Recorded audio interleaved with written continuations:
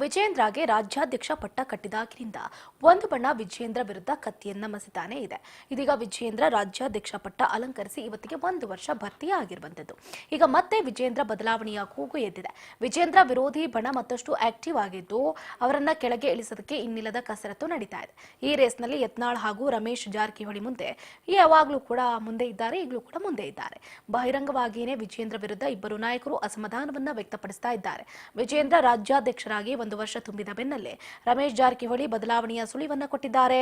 ಸದ್ಯ ಈ ಹಿಂದೆಯೇ ಒಮ್ಮೆ ರಮೇಶ್ ಜಾರಕಿಹೊಳಿ ಹಾಗೆ ಯತ್ನಾಳ್ ಅವರು ರಾಜ್ಯಾಧ್ಯಕ್ಷರ ಬದಲಾವಣೆಯ ಕುರಿತು ಮಾತಾಡಿದ್ರು. ಡಿಸೆಂಬರ್ ಬಳಿಕ ಕಾದ್ ನೋಡ್ಕೊಳ್ಳಿ, ಎಲ್ರಿಗೂ ಅಚ್ಚರಿ ಮೂಡಿಸುತ್ತೆ ಅಂತ ಹೇಳಿದ್ರು. ಈ ಹೇಳಿಕೆ ಹಿಂದೆ ಯತ್ನಾಳ್ ಅಂಡ್ ಟೀಮ್ ಹೈಕಮಾಂಡ್ ಮುಂದೆ ವಿಜೇಂದ್ರ ವಿರುದ್ಧ ದೂರನ್ನ ನೀಡಿದ್ರ ಫಲ ಎದ್ದು ಕಾಣ್ತಾ ಇತ್ತು. ಇದೀಗ ರಮೇಶ್ ಜಾರಕಿಹೊಳಿ ಮತ್ತೆ ವಿಜೇಂದ್ರ ಬದಲಾವಣೆ ಪಕ್ಕ ಅನ್ನೋದರ ಮಾಹಿತಿಯನ್ನು ಕೊಟ್ಟಿದ್ದಾರೆ. ಯಾಕಂತಂದ್ರೆ ನಾಳೆ ಈ ಬಗ್ಗೆ ಸುದ್ದಿಗೋಷ್ಠಿಯನ್ನ ನಡೆಸಲಿದ್ದಾರೆ ಅಂತ ತಿಳಿದು ಬಂದಿದೆ. ಇನ್ನು ವಿಜೇಂದ್ರ ಅಧ್ಯಕ್ಷ ಅಂತ ಒಪ್ಕೊಂಡಿಲ್ಲ ಅಂತ ಹೇಳಲಾಗ್ತಾ ಇದ್ದು, ಅವರ ಸ್ಥಾನಮಾನದ ಕೆಲಸಕ್ಕೆ ನಾನು ವಿರೋಧವನ್ನ ಮಾಡ್ತಾ ಇಲ್ಲ.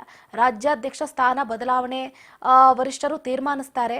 ಬಹಿರಂಗವಾಗಿ ನಾನು ಕೆಲವೊಂದು ವಿಷಯಗಳನ್ನ ಹೇಳೋದಕ್ಕಾಗೋದಿಲ್ಲ. ಡಿಸೆಂಬರ್ ಅಥವಾ ಜನವರಿಯಲ್ಲಿ ಏನಾದರೂ ನಿರ್ಣಯ ಆಗುತ್ತೆ ಅಂತ ಸ್ಫೋಟಕ ವಿಚಾರವನ್ನ ಬಹಿರಂಗಪಡಿಸಿದ್ದಾರೆ. BY ವಿಜೇಂದ್ರ ಕಾರ್ಯವೈಖರಿ ಬಗ್ಗೆ ನನಗೆ ತೃಪ್ತಿನೇ ಇಲ್ಲ. ವಿಜೇಂದ್ರ ರಾಜ್ಯಾಧ್ಯಕ್ಷರಾದಾಗ MP ಚುನಾವಣೆ ಇತ್ತು, ಮೋದಿ ಪ್ರಧಾನಿ ಆಗ್ಲಿ ಅಂತ ಎಲ್ಲರೂ ನಾವು ಕೆಲಸವನ್ನ ಮಾಡಿದ್ದೀವಿ, ನುಂಗ್ಕೊಂಡು ಕೆಲಸ ಮಾಡಿದ್ದೀವಿ. ಅಷ್ಟೇ ಬಿಟ್ರೆ ವಿಜೇಂದ್ರ ಅವರನ್ನ ನಂಬ್ಕೊಂಡು ನಾವು ಕೆಲಸ ಮಾಡಿಲ್ಲ.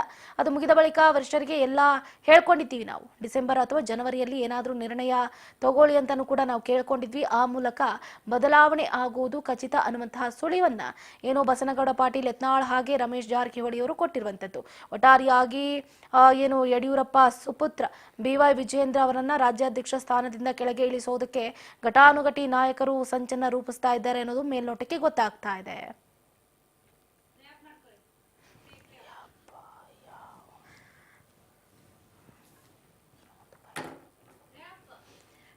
ಒಂದು ಕಡೆ ವಿಜೇಂದ್ರಗೆ ರಾಜ್ಯಾಧ್ಯಕ್ಷ ಪಟ್ಟವನ್ನ ಕಟ್ಟಿದಾಗಿನಿಂದಲೂ ಕೂಡ ಸದ್ಯದ ಮಟ್ಟಿಗೆ ಬಿಜೆಪಿ ಪಾಳೆಯದಲ್ಲಿ 2 ಬಣಗಳು, ಒಂದು ಯತ್ನಾಳ್ ಅವರು, ಅದ್ರ ಜೊತೆಗೆ ಕುಮಾರ್ ಬಂಗಾರಪ್ಪನವರು, ಅದ್ರ ಜೊತೆಗೆ ರಮೇಶ್ ಜಾರಕಿಹೊಳಿ ಅವರು, ಇವರೆಲ್ಲರೂ ಕೂಡ ಒಗ್ಗಟ್ಟಾಗಿ ಒಂದು ರೀತಿಯಲ್ಲಿ ತಮ್ಮದೇ ಆದ ಒಂದು ಟೀಮ್ ಬಣವನ್ನ ಮಾಡ್ಕೊಂಡಿರುವಂತದ್ದು. ನಮಗೆ ರಾಜ್ಯಾಧ್ಯಕ್ಷ ಸ್ಥಾನದಲ್ಲಿ ವಿಜೇಂದ್ರ ಅವರನ್ನ ನೋಡೋದಕ್ಕೆ ನಮಗೆ ಇಷ್ಟ ಇಲ್ಲ. ಸೊ ಒಂದ್ ಕಡೆ ರಾಜ್ಯಾಧ್ಯಕ್ಷ ಸ್ಥಾನಕ್ಕೆ ಅರ್ಹರಲ್ಲ ಅನ್ನುವಂತಹ ವಿಚಾರವಾಗಿ ಕೂಡ ಮಾತನಾಡ್ತಾ ಇದ್ರು. ಎಲ್ಲೋ ಒಂದು ಕಡೆ ಸದ್ಯದ ಮಟ್ಟಿಗೆ ಅವರನ್ನ ಕೆಳಗಿಳಿಸಬೇಕು ಅನ್ನುವಂತಹ ವಿಚಾರ. ಸಾಕಷ್ಟು ಜನ ಹಿರಿಯ ನಾಯಕರನ್ನ ಪರಿಗಣನೆಗೆ ತೆಗೆದುಕೊಳ್ಳೋದೆ ಒಂದು BS ಯಡಿಯೂರಪ್ಪನವರ ವಿಚಾರಕ್ಕೆ ಸಂಬಂಧಪಟ್ಟಂತೆ ಅವರ ಮಗನಿಗೆ ರಾಜ್ಯಾಧ್ಯಕ್ಷ ಸ್ಥಾನವನ್ನ ಕೊಡಲಾಗಿದೆ. ಸೊ ಆದ್ರೆ ಎಲ್ಲೋ ಒಂದು ಕಡೆ ಈಗ ರಾಜ್ಯಾಧ್ಯಕ್ಷ ಸ್ಥಾನದ ವಿಚಾರವಾಗಿ ಬರ್ತಾ ಇರುವಂತ ಈ ಒಂದು ಅಪಸ್ವರಗಳು, RSS ನ ಪ್ರಮುಖ ನಾಯಕರು ಬಂದು ಈ ವಿಚಾರವಾಗಿ ಸ್ವಲ್ಪ ಸಾಲ್ಟ್ ಔಟ್ ಮಾಡಿ ಹೋಗಿದ್ರು. ಆದ್ರೂ ಕೂಡ ಇದ್ರ ಬಗ್ಗೆ ಮುನಿಸನ್ನ ವ್ಯಕ್ತಪಡಿಸ್ತಾನೆ ಬರ್ತಿದ್ದಾರೆ. ಆಗಾಗ ಕೆಲವೊಂದಿಷ್ಟು ನಾಯಕರು ಅಸಮಾಧಾನ ವ್ಯಕ್ತಪಡಿಸ್ತಾ ಇರುವಂತಹ ಹಿನ್ನೆಲೆಯಲ್ಲಿ ವಿಜೇಂದ್ರ ಅವರು ರಾಜ್ಯಾಧ್ಯಕ್ಷರಾಗಿ ಆಲ್ರೆಡಿ 1 ವರ್ಷ ತುಂಬೆ ಹೋಗಾಯಿತು. ಇಂತಹ ವಿಚಾರದಲ್ಲಿ ಸ್ವಲ್ಪ ಬದಲಾವಣೆ ಆಗಬಹುದು ಅನ್ನುವಂತ ಸುಳಿವನ್ನ ಕೊಡ್ತಾ ಹೋಗ್ತಿದ್ದಾರೆ. ಸೊ ಎಲ್ಲೋ ಒಂದು ಕಡೆ ಸದ್ಯದ ಮಟ್ಟಿಗೆ ವಿಜೇಂದ್ರ ಅವರ ಬದಲಾವಣೆ ಪಕ್ಕಾನ ಹಾಗಿದ್ರೆ ಹೇಳಿದ ರೀತಿಯಲ್ಲಿ ಅನ್ನುವಂತ ಒಂದು ಪ್ರಶ್ನೆ ಸದ್ಯಕ್ಕೆ ಕಾಡ್ತಾ ಇದೆ. ಆದರೆ ಕಾಂಗ್ರೆಸ್ ಪಕ್ಷದ ವಿರುದ್ಧ ವಾಗ್ದಾಳಿ ನಡೆಸುವಂತಹ ಸಂದರ್ಭದಲ್ಲಿ, ಕಾಂಗ್ರೆಸ್ ಪಕ್ಷದ ವಿರುದ್ಧ ಹಗರಣಗಳ ಚಾಟಿ ಬೀಸುವಂತಹ ಸಂದರ್ಭದಲ್ಲಿ ಬಿಜೆಪಿ ನಾಯಕರಲ್ಲೇ ಒಗ್ಗಟ್ಟಿನ ಮಂತ್ರ ಇಲ್ಲ. ಆದರೆ ಈಗ ರಾಜ್ಯಾಧ್ಯಕ್ಷನ ಬದಲಾವಣೆಯ ವಿಚಾರಕ್ಕೆ ಸಂಬಂಧಪಟ್ಟಂತೆ ಸೋಲಿಗೆ ಅದೇ ಕಾರಣ,